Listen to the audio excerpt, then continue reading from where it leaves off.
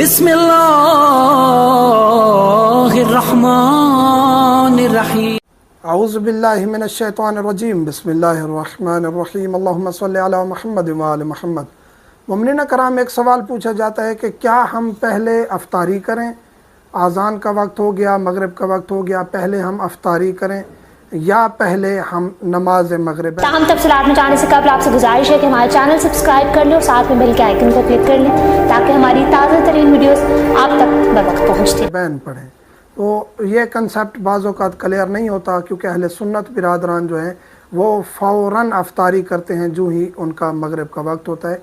हमारे मगरिब के वक्त से उनका 10 मिनट पहले हो जाता है। हमारा जो रोज़ा है वो कुरान करीम के मुताबिक अतिमुस्सियाम इलल लैल के रोज़े को रात तक पूरा करें। तो गरूब के बाद रात होती है, गरूब के वक्त रात नहीं होती।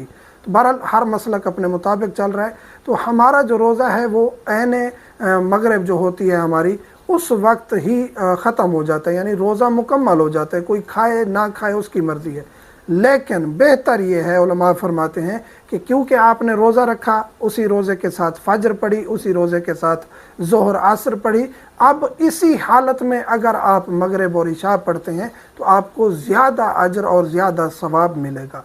लेकिन अगर मशक्क़त का बायस है, आपके लिए बर्दाश्त नहीं हो रहा, तो पहले आप अफ्तारी करें फिर मगरिबैन पढ़ें। पहले आप अफ्तारी करें, और यही हुक्म है शरीयत में। खाना आ चुका है या भूख बहुत ज़्यादा लगी है तो पहले खाना खाएं फिर नमाज़ पढ़ें। नमाज का वक्त वसी होता है, तो इस चीज़ का ख्याल रखना चाहिए कि अगर इंसान मशक्क़त में चला जाए, पहले उसे ज़बरदस्ती मगरिबैन नहीं पढ़वानी चाहिए। कहीं किसी इदारे में हैं, दोस्त हैं, कोई भी है, तो अगरचे थोड़ा बहुत खा पी लेने दें, फिर आप नमाज़ पढ़ते रहें और बाद में फिर तसल्ली से अफ्तारी करें। मोमिनीन से मुल्तमस दुआ में याद रखा करें। वल्हम्दुलिल्लाहि रब्बिल आलमीन।